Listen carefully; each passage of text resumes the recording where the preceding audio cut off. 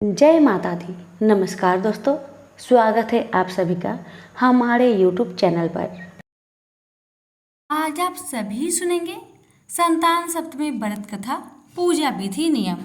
भाद्र मास के शुक्ल पक्ष की सप्तमी तिथि को संतान सप्तमी और अनंत सप्तमी के नाम से जाना जाता है। भविष्य पुराण में बताया गया है कि संतान सप्तमी तिथि भगवान सूर्य को समर्पित है। सप्तमी तिथि के दिन भगवान सूर्य की पूजा अर्चना करने से आरोग्य और संतान सुख की प्राप्ति होती है। भविष्य पुराण में बताया गया है कि भगवान सूर्य की अष्टदल बनाकर उनकी पूजा करें, भगवान को घी का दीपक दिखाएं और लाल फूल अगर लाल कनेर का फूल मिल जाए तो यह और भी उत्तम फलदायी होगा। इनके साथ गुड़ और आटे का प्रसाद बनाकर भगवान सूर्य को अर्पित करें। सूर्य देव की पूजा में लाल वस्त्र धारण करना चाहिए। अब जानिए संतान सप्तमी व्रत के नियम। संतान की कामना से जो लोग संतान सप्तमी का व्रत रखते हैं उनके लिए नियम है कि इस व्रत को दोपहर तक कर ले। शिव पार्वती की प्रतिमा को सामने चौकी पर रखकर उनकी पूजा करें। पूजा में नारियल, सुपारी और धूप दीप अर्पित करें। माताएं संतान की लंबी आयु और उनकी रक्षा के लिए कामना करते हुए भगवान शिव को कलावा लपेटे। कलावा को बाद में संतान की कलाई में लपेट दे। संतान सप्तमी व्रत कथा। संतान सप्तमी व्रत संतान सुख प्रदान करने वाला व्रत है। इस व्रत से संतान को आरोग्य और दीर्घ आयु की प्राप्ति होती है। भगवान श्री कृष्ण ने एक बार पांडु पुत्र युधिष्ठिर को भाद्र मास की शुक्ल पक्ष की सप्तमी तिथि के महत्व को बताते हुए कहा था कि इस दिन व्रत करके सूर्य देव और लक्ष्मी नारायण की पूजा करने से संतान की प्राप्ति होती है। भगवान ने बताया कि इनकी माता देवकी के पुत्र को कंस जन्म लेते ही मार देता था। लोमस ऋषि ने माता देवकी को तब संतान सप्तमी व्रत के बारे में बताया। माता ने इस व्रत को रखा और लोमस ऋषि के बताए विधान के अनुसार माता ने इस व्रत के नियम का पालन किया। इससे मेरा जन्म हुआ और मैंने कंस के अत्याचार से धरती को मुक्ति दिलाई। संतान सप्तमी व्रत कथा में राजा नहुस की पत्नी की भी कथा प्रसिद्ध है। एक समय अयोध्या में बड़े प्रतापी नहुस नामक राजा राज किया करते थे। राजा की पत्नी का नाम चंद्रमुखी था, जिनकी एक प्रिय सहेली थी रूपमती। एक बार रानी चंद्रमुखी अपनी सहेली के साथ सरयू तट पर स्नान करने गई तो वहां उन्होंने देखा कि बहुत सी महिलाएं संतान सप्तमी व्रत का पूजन कर रही थी। रानी अपनी सहेली के साथ वहां बैठकर संतान सप्तमी व्रत पूजन देखने लगी। उन्होंने भी निश्चय किया कि संतान प्राप्ति के लिए वह भी यह व्रत को रखा करेगी, लेकिन समय अंतराल में वह भूल गई। समय का चक्र चलता रहा और रानी और उनकी सहेली देह त्याग कर परलोक चली गई। फिर इनका पशु समेत अनेक योनियों में जन्म हुआ और फिर उन्होंने अपने कर्मफल से मनुष्य शरीर प्राप्त किया। रानी चंद्रमुखी ईश्वरी नामक राजकन्या हुई और उनकी सहेली रूपमती ब्राह्मण की कन्या हुई। इस जन्म में रूपमती को अपने पूर्व जन्म की सभी बातें याद थी। उसने संतान सप्तमी का व्रत किया, जिससे उसे 8 संतान प्राप्त हुई। लेकिन ईश्वरी ने इस व्रत को नहीं किया, जिससे वह इस जन्म में भी निसंतान थी। रूपवती के पुत्र को देखकर ईश्वरी को जलन होती थी और उसने कई बार उन्हें मारने का प्रयास किया, लेकिन वह असफल रही। बाद में उसने अपनी गलती मान ली और रूपमती से क्षमा मांगी। रूपमती ने ईश्वरी को क्षमा कर दिया और संतान सप्तमी व्रत करने के लिए कहा। इस व्रत से ईश्वरी को भी संतान सुख की प्राप्ति हुई। प्रेम से बोलिए उमापति शंकर भगवान की जय।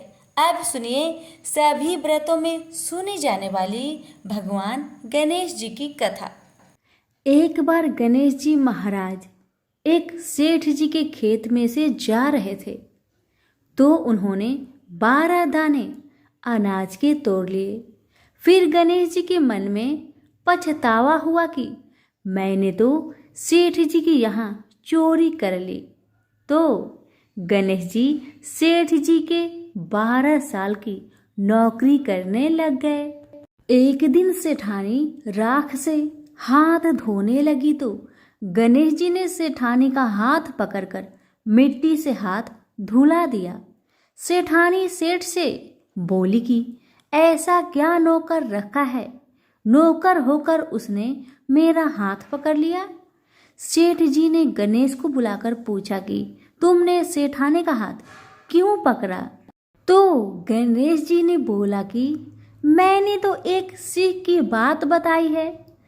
राख से हाथ धोने से घर की लक्ष्मी नाराज होकर घर से चली जाती है और मिट्टी से हाथ धोने से आती है। सेठ जी ने सोचा कि गणेश है तो सच्चा। थोड़े दिनों बाद कुंभ का मेला आया। सेठ जी ने कहा, गणेश सेठानी को कुंभ के मेले में स्नान करा के ले आओ। सेठानी किनारे पर बैठकर नहा रही थी तो गणेश जी उनका हाथ पकड़कर आगे डुबकी लगवा लाए। घर आकर सेठानी ने सेठ से कहा कि गणेश ने तो मेरी इज्जत ही नहीं रखी और इतने सारे आदमियों के बीच में मुझे घसीटकर आगे पानी में ले गए। तब सेठ जी ने गणेश जी को पूछा कि ऐसा क्यों किया? तो गणेश जी ने कहा कि सेठानी किनारे बैठकर गंदे पानी से नहा रही थी तो मैं आगे अच्छे पानी में डुबकी लगवाकर ले आया। इससे अगले जन्म में बहुत बड़े राजा और राजपाट मिलेगा। सेठ जी ने सोचा कि गणेश है तो सच्चा। एक दिन घर में पूजा पाठ हो रही थी, हवन हो रहा था। सेठ जी ने गणेश को कहा कि जाओ सेठानी को बुलाकर ले आओ। गणेश जी सेठानी को बुलाने गया तो सेठानी काली चुनरी ओढ़कर चलने लगी तो गणेश जी ने काली चुनरी फाड़ दी और कहा कि लाल चुनरी ओढ़ के चलो। सेठानी नाराज होकर सो गई। सेठ जी ने आकर पूछा, क्या बात है? तो सेठानी ने बोली कि गणेश ने मेरी चुनरी फाड़ दी। सेठ जी ने गणेश को बुलाकर बहुत डांटा और कहा, तुम बहुत बदमाशी करते हो। तो गणेश जी ने कहा, पूजा पाठ में काला वस्त्र नहीं पहनते हैं, इसलिए मैंने लाल वस्त्र के लिए कहा। काला वस्त्र पहनने से कोई भी शुभ काम सफल नहीं होता है। फिर सेठानी ने सोचा कि गणेश है तो समझदार।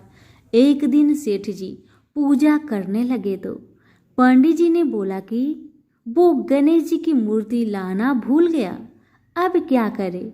तो गणेश जी ने बोला कि मेरे को ही मूर्ति बनाकर विराजमान कर लो, आपके सारे काम सफल हो जाएंगे। यह बात सुनकर सेठ जी को भी बहुत गुस्सा आया और वो बोले कि तुम तो अब तक सेठानी से ही मजाक करते थे, मेरे से भी करने लग गए। तो गणेश जी ने कहा, मैं मजाक नहीं कर रहा हूँ, मैं सच बात कह रहा हूँ। इतने में ही गणेश ने गणेश जी का रूप धारण कर लिया और सेठ और सेठानी ने ही गणेश जी की पूजा की। पूजा खत्म होते ही गणेश जी अंतर ध्यान हो गए।